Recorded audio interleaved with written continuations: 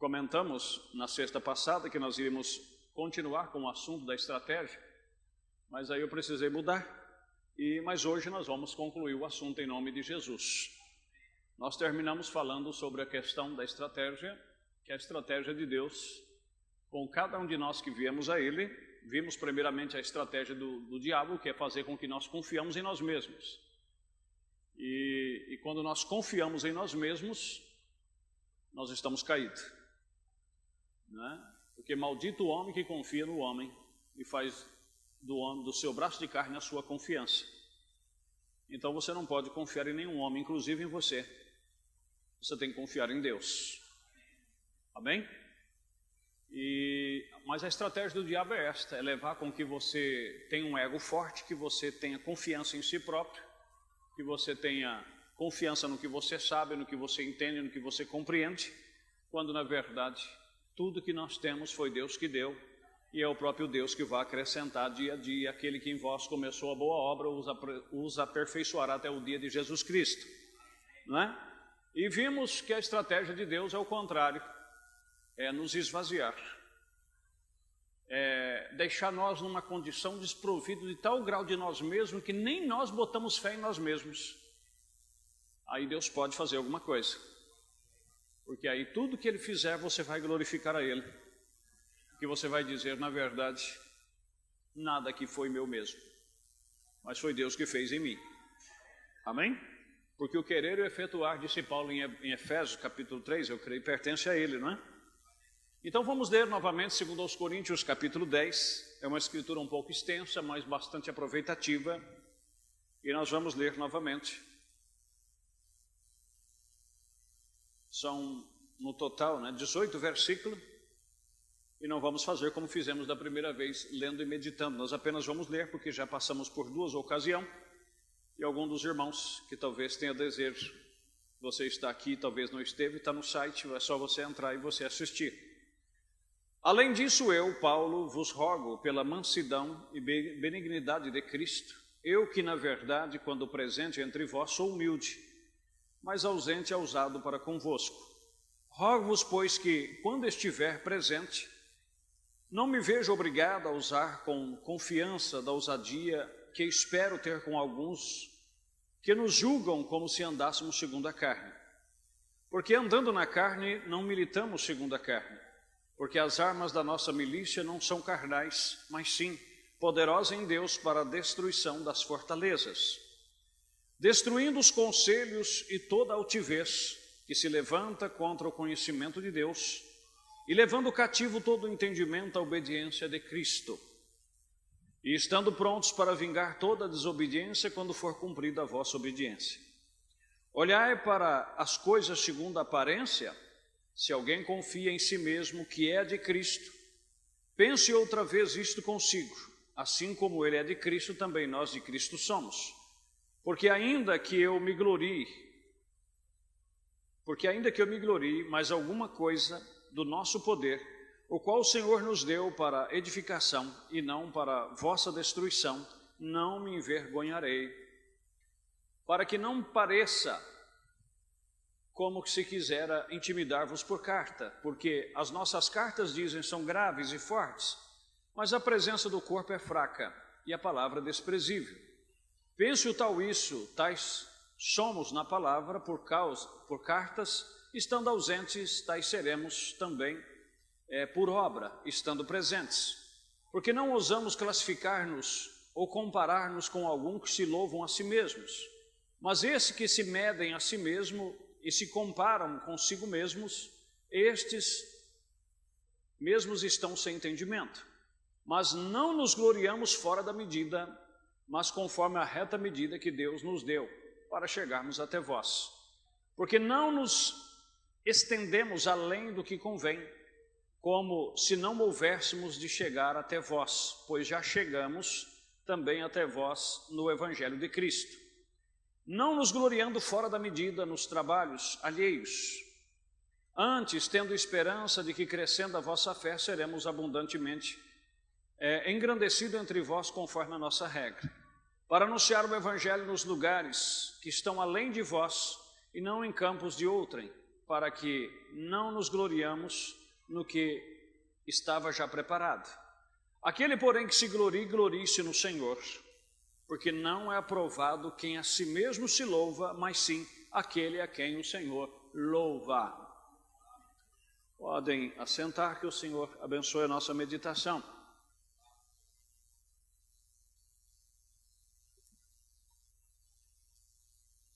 Como sempre afirmamos, nós não estamos aqui no culto de sexta-feira para pregar, mas para palestrar, para aprendermos, para estudarmos. Amém? E eu espero que, nesta ocasião, Deus mais uma vez nos ajude, como tem nos ajudado até aqui.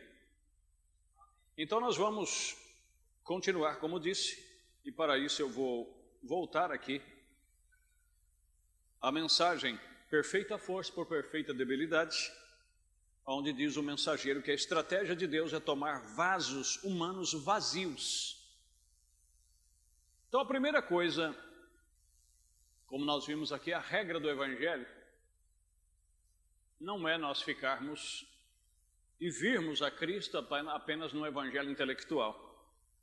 O que seria o Evangelho intelectual? Aprendermos alguma coisa da Bíblia, decorarmos alguns versículos, sabermos expor algumas práticas, mas sim morrer e nascer de novo.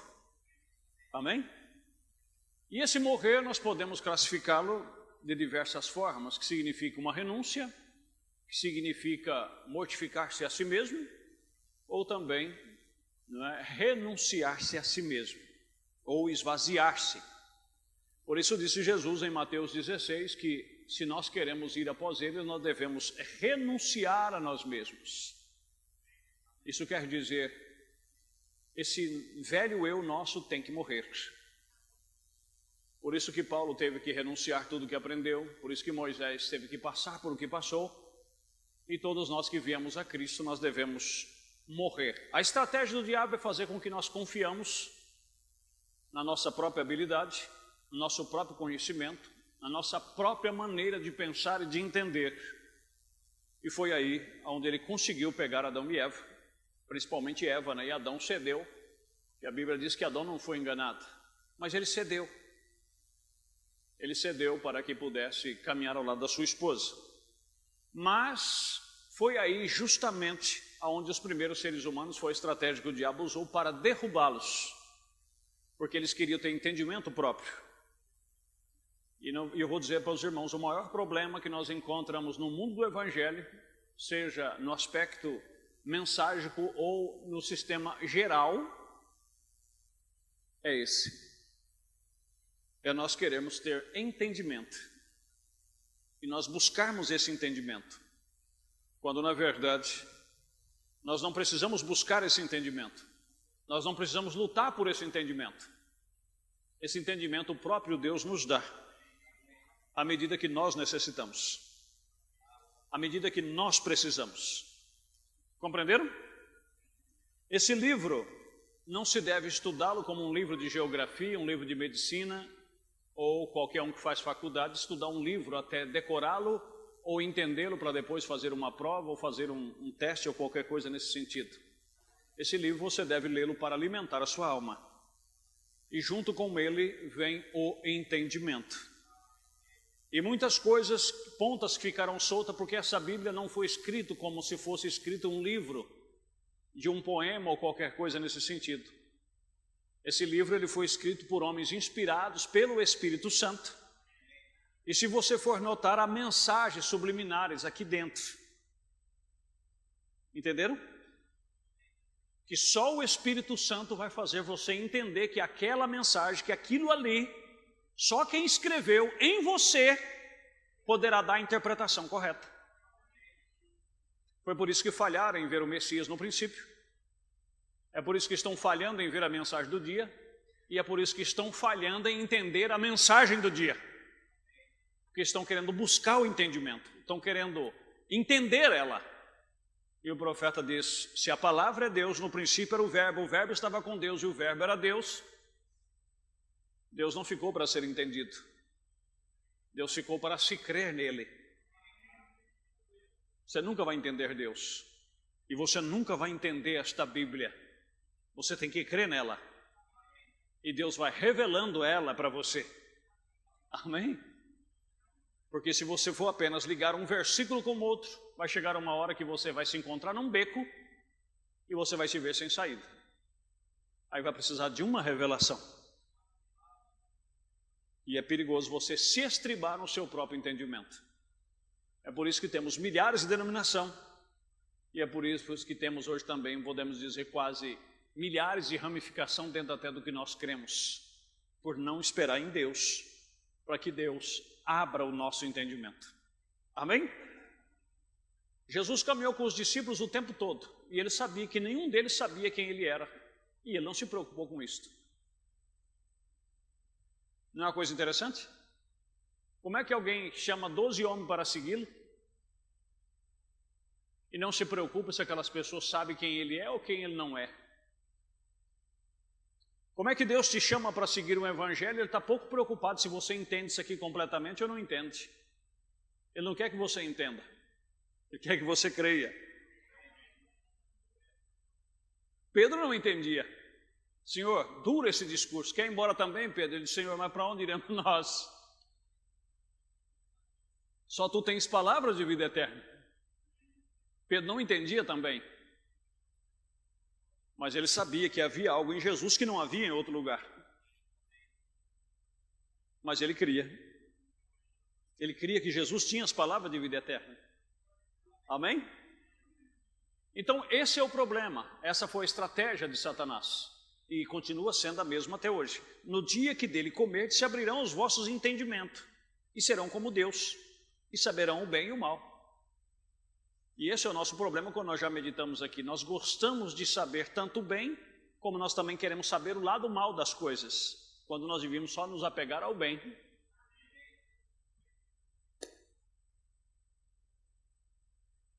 Que Deus nos ajude. Mas vamos ver um pouco o outro lado, o que o profeta diz aqui. Agora, Deus, pelo contrário, desde que nós recebemos essa vacina da ciência do bem e do mal, porque não tem uma pessoa que venha ao mundo, diz o profeta, e a Bíblia certifica-se disto. Não tem um ser humano na terra, por mais bom que pareça, por mais certinho que pareça, que tenha a mente 100% correta. É até provado aí, por uma boa parte dos entendidos aí da medicina, que todos nós, como diz um velho provérbio, diz que de médico e de louco, ou mas assim, de médico e de louco, né, todo mundo tem um pouco. Então, todos nós temos um certo grau de insanidade, seja pouco, seja muito, numa certa escala nós temos. Porque às vezes nós agimos como louco. E por que que nós somos insanos? Em certo sentido, porque a sabedoria desse mundo é o que para Deus? É loucura. É loucura. E quem de nós aqui que não temos um pouco de sabedoria do mundo? Que não amamos conhecer certas coisas, entender certas coisas? Quem de nós aqui não gostamos de vez em quando da nossa espaiatada na política e mostrar o que entendemos, o que sabemos? Sobre economia, sobre isso e aquilo. Aí você diz, mas o que isso tem a ver? Tem a ver sim. Tem a ver. Entrega o teu caminho ao Senhor e confia nele. E o demais? Como alguém escreveu um hino aí que é muito interessante. Ele disse, todo o trabalho é meu. E o seu único trabalho é descansar em mim. Você já imaginou isso? Todo o trabalho que existe, tudo que se tem no mundo, isso é por conta de Deus. O querer e o efetuar pertence a Ele. E o seu único trabalho é descansar nele. Tudo que Deus faz durará eternamente. E é perfeito. Clama a mim, ensinar-te-ei coisas grandes, coisas que tu ainda não sabes, mas pensa que sabe. E Paulo dizendo aos Romanos, ele diz que aquele que diz que sabe, não sabe nem ainda como convém saber. Aonde aparecemos?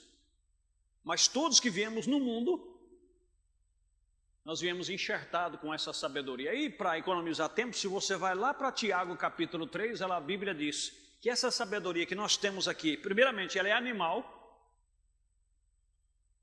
e diabólica. É diabólica. Quando você vê os seres humanos inventando alguma coisa que todo mundo fica deslumbrado, você pode ter certeza. A morte está junto. Por um lado vai ser bom, mas por outro lado vai matar tanta gente, vai prejudicar tanta gente. Ah, agora descobriram o remédio contra isso e contra aquilo. Olha que bênção. É, mas você já leu a bula sobre os efeitos colaterais? Agora você já viu Deus fazer alguma coisa com efeito colateral? Ele veio para dar vida e vida com abundância. Acabou.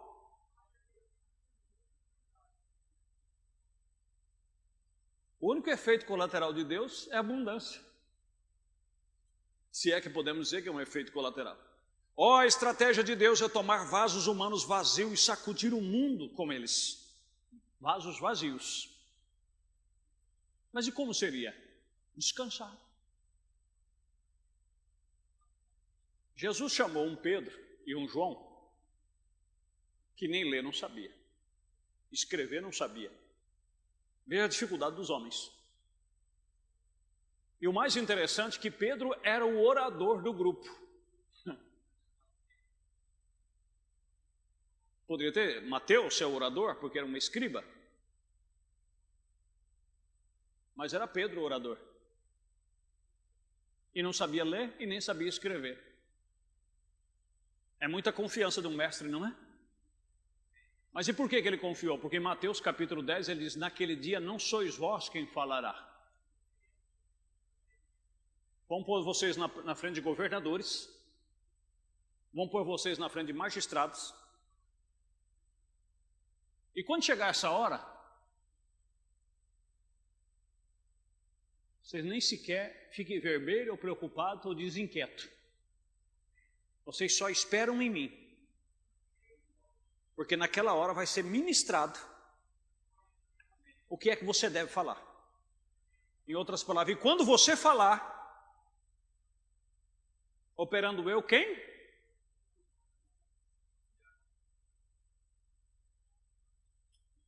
Tanto é que no dia de Pentecostes, havia judeus reunidos de todas as nações que havia debaixo do céu. Eles estavam lá para a festa do Pentecostes. Os judeus que estavam... Lê lá Atos capítulo 2, na Mesopotâmia, estava acho que da Espanha naquele época já existia, ou outros países mais antigos. Judeus que habitavam naquelas nações do mundo inteiro estavam lá em Jerusalém para a festa do Pentecostes. Deus disse: eu preciso falar, mas esses homens, a maioria não sabe nem ler e escrever, como é que eles vão falar línguas estranhas, a língua desse povo? Deus mandou lá do céu a língua, falou: vocês só vão abrir a boca e fechar. E falou das maravilhas, falou das grandezas. O próprio Deus se encarregou disso. Então a estratégia de Deus é tomar vasos humanos vazios e sacudir o mundo com eles. Agora, só mais um pouquinho e sairemos. Como no Pentecostes, o que ele fez? Tomaram 10 dias para esvaziarem-se completamente. Porém, eles estavam todos de pé ali com seus vãos da boca para cima. E Deus tomou a si mesmo e os encheu. É tudo. Eles sacudiram o mundo, derramou-se a si mesmo neles. Amém?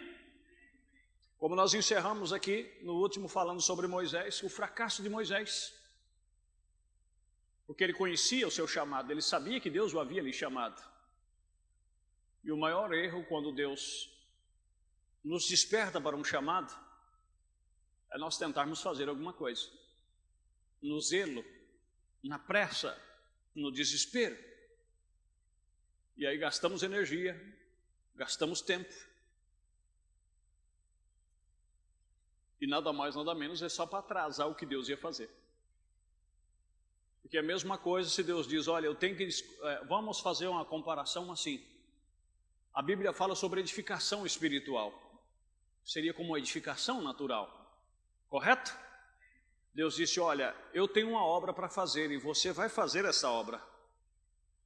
Na hora certa eu vou te enviar o projeto e vou te enviar como fazer. Mas como Deus é eterno, Ele não tem pressa e Ele tem consigo mesmo, Efésios capítulo 1, um santo propósito em todas as coisas que vai fazer, que Ele propusera consigo mesmo desde o princípio. E aí eu me apresso e digo, olha, se eu conheço Deus, quando Deus pediu para alguém fazer algo aqui, vamos ver o templo de Salomão, vamos ver isso, vamos ver aquilo, então o negócio é o seguinte, Deus está demorando demais, eu vou adiantar. E eu começasse a edificar. Aí de repente chegaria a hora de Deus falar assim, precisa fazer só o que você fez.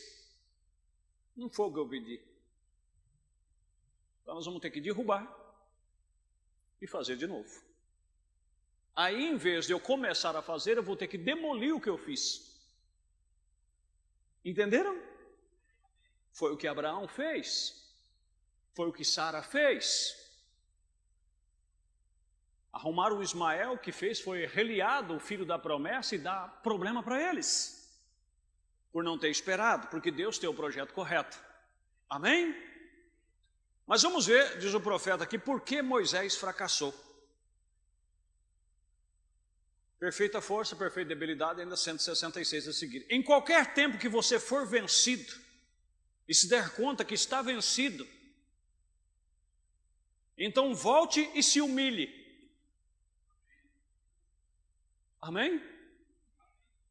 Olha, Senhor, eu tentei, eu lutei, mas não deu. Então se humilhe. Ponha-se fraco. Descubra que é humano. Como eu sempre digo.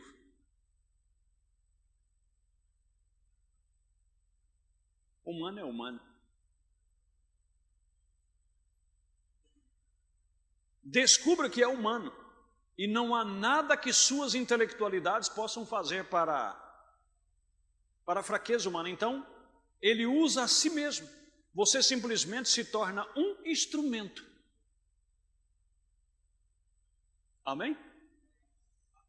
O que é um instrumento? Então aqui, ó. Está o violão, ali está a bateria, ali está o teclado. Vocês estão escutando alguma coisa? Mas são instrumentos, não são? Mas tem que alguém pegar e manuseá-los. E você é um instrumento, eu sou um instrumento. E o instrumento por si mesmo ele não toca. Então ele precisará de uma inteligência por trás daquilo. Por isso disse Paulo, se a trombeta der sonido incerto, quem se preparará para a batalha? Então tem que esperar Deus pegar e executá-lo.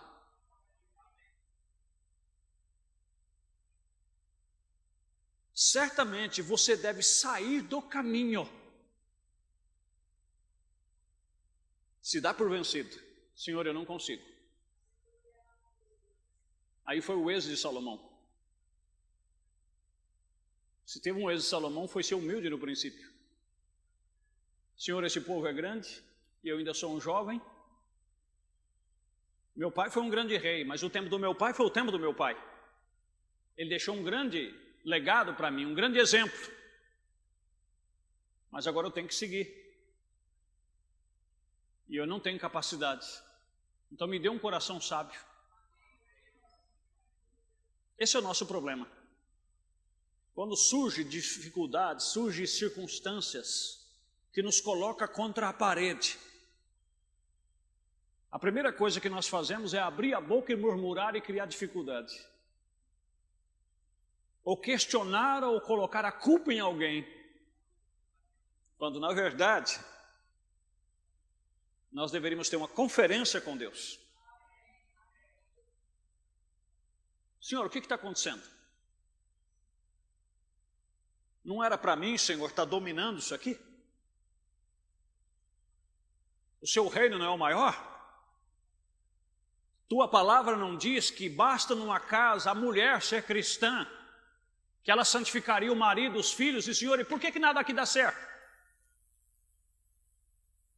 Senhor, a tua palavra não diz que basta o homem ser cristão, não precisa a mulher e os filhos ser, mas que todos seriam santificados.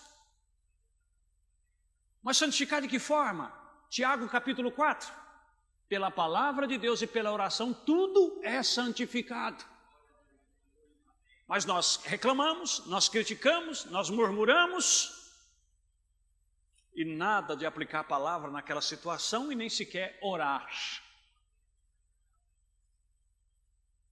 Confiamos em nós mesmos. Não, eu vou fazer assim, eu vou fazer assim. Por que não pergunta para Deus, Senhor, o Senhor no meu lugar, o que o Senhor faria? O que é que eu tenho que fazer, Senhor?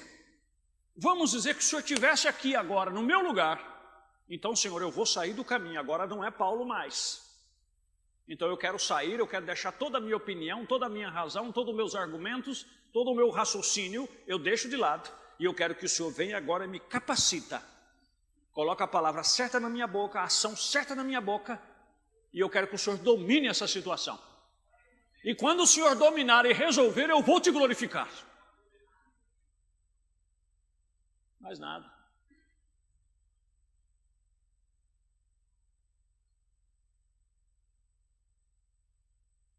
Moisés, ele aprendeu. Ele aprendeu muito bem na fraqueza humana.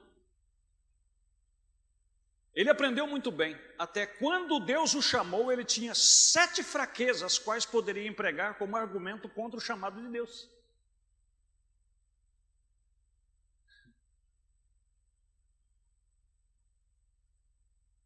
Ele tinha 7 desqualificações que ele colocou diante de Deus e disse, olha, eu não tenho como prosseguir.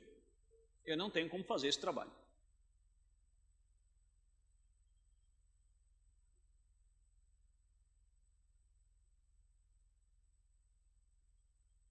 Já estudou você a primeira parte de Êxodo? As 7 fraquezas? Eu as tenho notado aqui. Eu quero que vocês as ouçam. A primeira fraqueza que ele teve foi a falta de uma mensagem. Senhor, eu não sou homem eloquente, nem de hoje nem de ontem. Eu não sei falar.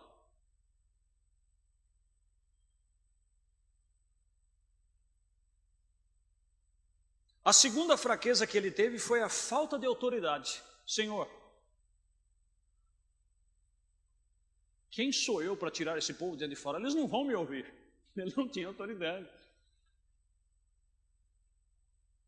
A terceira fraqueza que ele teve foi a falta de eloquência.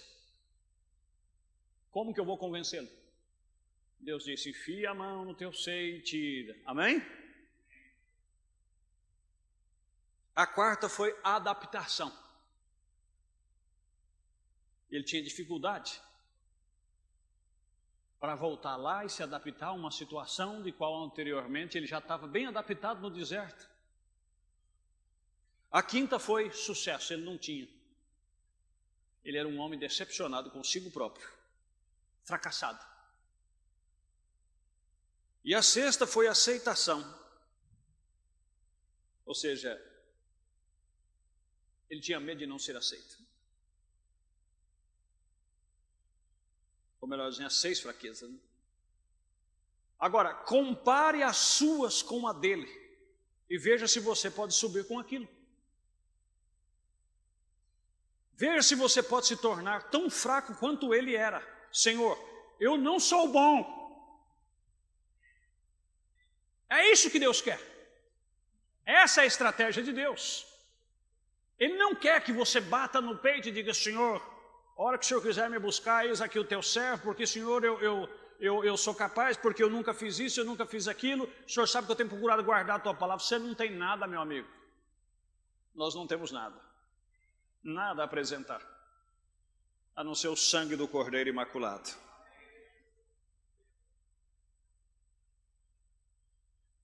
Veja, você pode se tornar tão fraco quanto ele era. Senhor, eu não sou bom, eu não posso falar. Eu matei um egípcio, eu não posso voltar. Tudo. Eles não vão me receber, eu não tenho nenhuma mensagem. Eu não posso falar. Eu sou lento em discurso. E vê como ele estava? Ele era nada. Ele estava vazio, desprovido, desqualificado, desencorajado. Ao ponto que Deus teve quase que forçá-lo.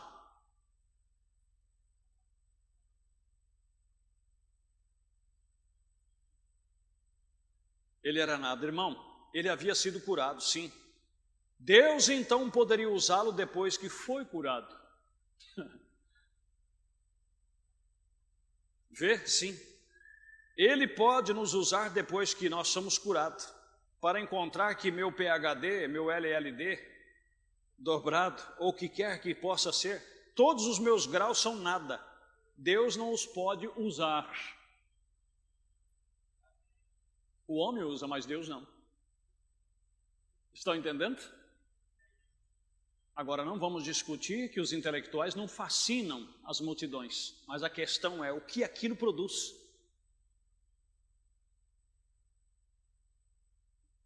E Deus tem que dar uma mensagem que te esvazia e que te preenche. Amém? Porque Deus primeiro esvazia, depois te preenche com boas coisas. Bem, eu sou das Assembleias de Deus, eu sou unitariano, eu sou batista, eu sou presbiteriano. Deus não pode usar um pedacinho daquilo. Bem, em melhores condições você estará para se render a Deus. Como o profeta diz, eu sou um homem de impuros lábios. Então, meus irmãos, esta é a estratégia de Deus. Você veja que Paulo ficou 3 dias na escuridão. E sem comer e sem beber. Depois que Deus o derrubou no caminho de Damasco. Quando Ananias foi atrás deles, que Deus pediu que fosse atrás dele, encontrou ele lá deprimido, cego, sem comer, sem beber. Ele disse: irmão Saulo, o Deus que te apareceu no caminho me enviou aqui para que recobres a tua visão e volte a ver. E ele fará de ti um instrumento em suas mãos, e ele mostrará para ti quão difícil é recalcitrar contra os seus próprios aguilhões. Ou seja, você tem sido duro contra o povo de Deus, mas agora ele vai te esvaziar. E além do mais, todos os dias que Paulo viveu, Deus nunca deixou se ausentar dele um mensageiro de Satanás para esbofeteá-lo, para que ele não se exaltasse.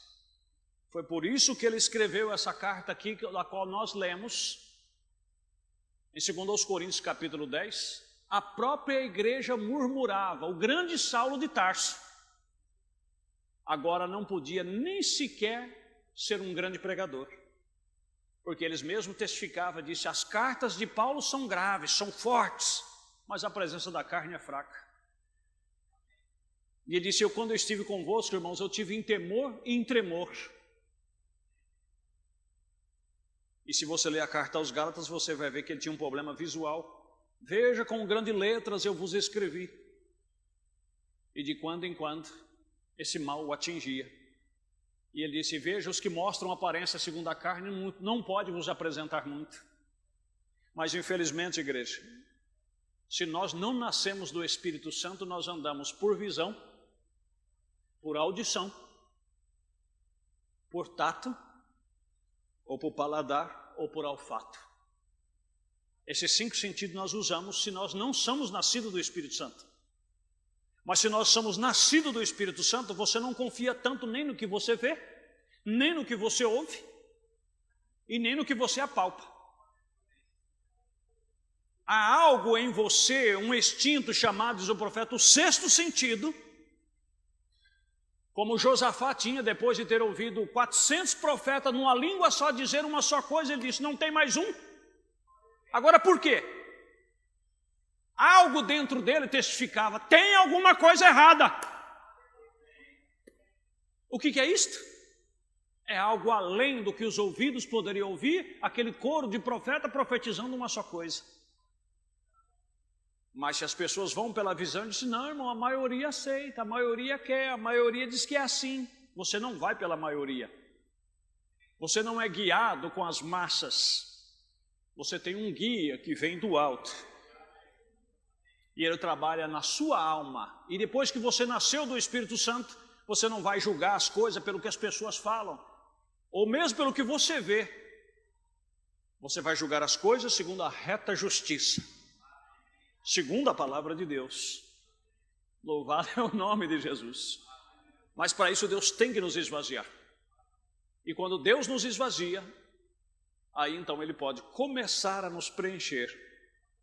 E Ele pode começar a trabalhar com cada um de nós. Amém? Aí você não está preocupado com a opinião popular. Você não está preocupado com o que os demais fazem. Você não é uma influência mais de um homem sobre o outro. Agora é a influência de Deus sobre você. Você tem um exemplo maior que é Cristo Jesus. Ah, mas se a irmã fulana fez, eu posso fazer. Se o irmão ciclano fez, eu também posso fazer. Não, se o povo lá no seu lugar faz, por que nós não podemos fazer? Ah, pastor, se os irmãos lá fazem, você não anda mais segundo o que você ouve ou segundo a sua visão. Você tem a palavra de Deus, você tem a mensagem do dia, você tem o Espírito Santo para canalizar para você. E você já não vai julgar as coisas mais desta forma. Você não vai usar o que os outros fazem como pretexto para você. Você tem uma direção pessoal. E essa direção, se ela é verdadeira, ela vai concordar com a Bíblia e com a palavra do dia. Amém? Então, essa é a estratégia de Deus. Esvaziar você, esvaziar cada um de nós, e Ele começar a trabalhar, fazer de nós um nada, para que Ele possa começar a fazer, porque nós não vamos confiar em nós mesmos, não vamos confiar em ninguém nesse aspecto. Vocês estão entendendo o aspecto que eu estou falando? Não existe homem infalível, só Deus é infalível. Não existe pastor infalível, não existe evangelista infalível, não existe apóstolo infalível e não existe profeta infalível. Isso é de acordo com a palavra de Deus. O homem em si é falível, mas quando Deus o usa, aí é infalível. Porque aí não é a palavra dele, é a palavra de Deus. Por isso que Deus permitiu, está aqui registrado, cada um deles teve as suas fraquezas, as suas falhas, aonde falharam em opinião, falharam segundo as suas visões. Elias falhou, Samuel falhou, muitos deles falharam. Está aqui mostrado, Jó falhou. Todos eles falharam pelo que eles achavam, pelo que eles podiam ver. Mas quando Deus começava a falar, ele disse, eu ponho a mão na minha boca e não falo mais. Elias chegou lá diante de Deus e disse, Senhor, só eu fiquei. Deus disse, volta, tem 7.000.